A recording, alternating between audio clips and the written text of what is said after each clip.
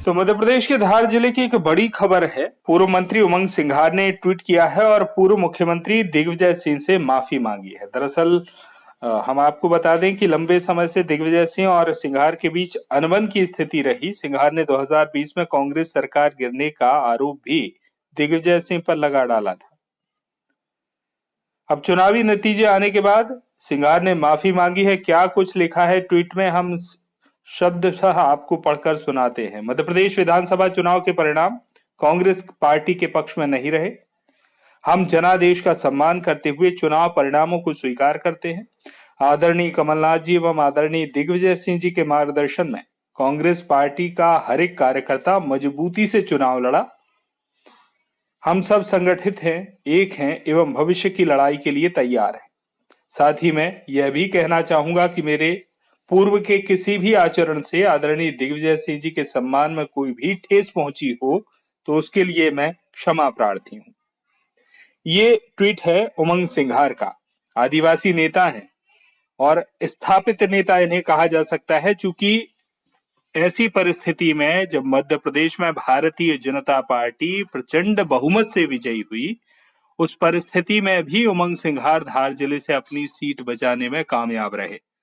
हालांकि कुक्षी की बात करें तो हनी बघेल भी चुनाव जीते हैं, लेकिन उमंग सिंघार पूर्व वन मंत्री हैं और हमेशा सक्रिय रहते हैं। बड़े नेता, बड़े आदिवासी नेताओं में उनकी गिनती होती है। और ऐसे में आज चूंकि भोपाल में एक बैठक बुलाई गई है जिसमें पूर्व मुख्यमंत्री कमलनाथ यानी पीसीसी चीफ कमलनाथ, पूर्व मुख्यमंत्री दिग्विजय सिंह और रणदीप सुरजेवाला समेत तमाम जो बड़े नेता हैं वो मौजूद रहेंगे और सभी 230 प्रत्याशियों को बुलाया गया है और इस परिस्थिति पर मंथन है। हार मान लें या आगे की रणनीति मान लें। विधानसभा में नेता प्रतिपक्ष कौन होगा, चूंकि पूर्व नेता प्रतिपक्ष लाहार से डॉक्टर गोविंद सिंह भी अब चुनाव हार चुके, तो इन तमाम परिस्थितियों के बीच एक मंथन का दौर है। और इस मंथन के बीच आखिर उमंग सिंघार की ये जो माफी है इसके मायने क्या है, ये जानने के लिए हमारे सहयोगी से बात करते हैं। जफर अली हमारे साथ ऑनलाइन पर जुड़े हुए हैं। जफर, ये जो माफीनामा है इसे किस रूप में देखा जाए?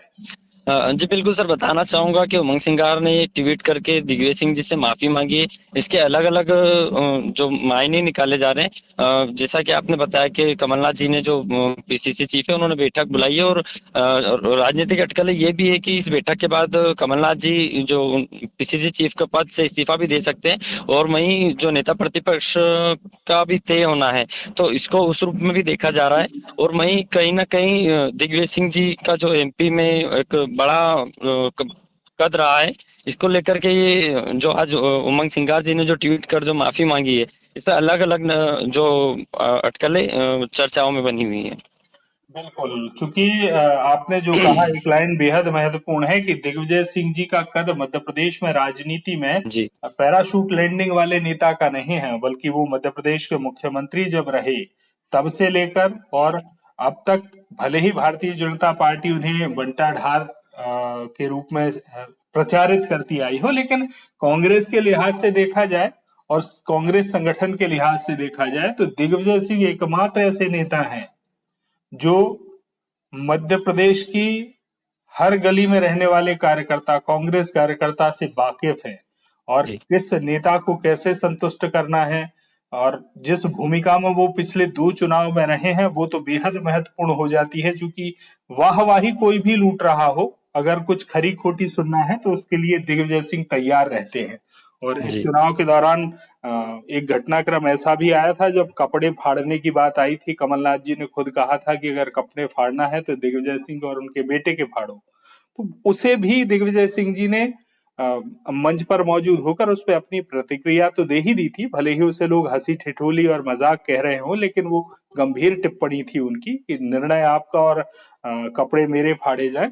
ये जो दिग्विजय सिंह जी स्पष्ट तौर पर अपनी बात कह देते हैं और इसी के कारण शायद दिग्विजय सिंह एक ऐसे नेता के रूप में है कि कांग्रेस का कार्यकर्ता उन्हें अपने मन की बात भी कह जाता है, खरी खोटी भी सुना जाता है और उनको सम्मान भी दे जाता है। शायद उमंग सिंघार को आज ये परिस्थिति जो नई निर्मित हुई है उसमें ऐसा लगता है कि दिग्विजय सिंह जी जो नेता हैं, भले ही कमलनाथ जी के नेतृत्व में ये चुनाव लड़ा गया हो, मुख्यमंत्री का वो चेहरा रहे हों, तो चुनाव परिणाम आने से पहले उनके होर्डिंग्स भी लगा दिए गए हों कि वो मुख्यमंत्री बनने वाले हैं, लेकिन आज की जो परिस्थिति है, जितना सिमट चुकी है मध्य प्रदेश में कांग्रेस, ऐसे में अब दिग्विजय सिंह जी की सक्रियता कांग्रेस पार्टी के लिए बेहद आवश्यक है। और बल्कि जो हालात आप खुद कह रहे हैं कि जो अटकलें लगाई जा रही है कि हो सकता है कमलनाथ जी अब अपने पद से त्याग पत्र दे दें, इस समीक्षा के बाद बहुत जल्द ऐसी जो स्थितियां हैं मध्य प्रदेश कांग्रेस में वो उलटफेर की निर्मित होने वाली हैं।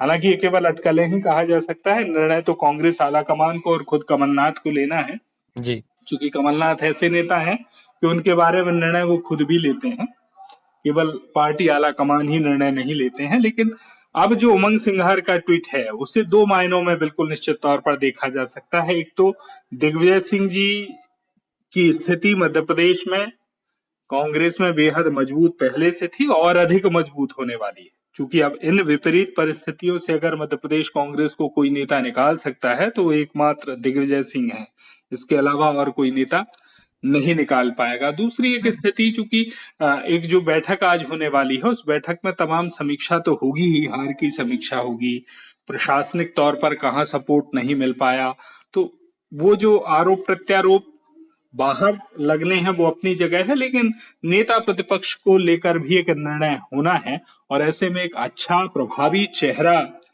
कांग्रेस को तलाशना होगा। और आज की बैठक और उससे पहले ये जो माफीनामा कहें हम उमंग सिंघार का, इसके बहुत सही मायने आपने बहुत कम लाइनों में निकाल दिए हैं। तो देखना है क्या कुछ बैठक में होता है। फिलहाल तो सबसे बड़ी बात यह है कि पूर्व मंत्री उमंग सिंघार ने एक ट्वीट किया है और दिग्विजय सिंह से माफी मांगी है, और एकजुटता की लाइन भी इसमें बेहद महत्वपूर्ण अपने ट्वीट में उन्होंने शामिल की है कि कांग्रेस ने एकजुटता से चुनाव लड़ा है। तो देखना है आगे आगे होता है क्या। बहुत बहुत शुक्रिया आपका बातचीत और जानकारी के लिए।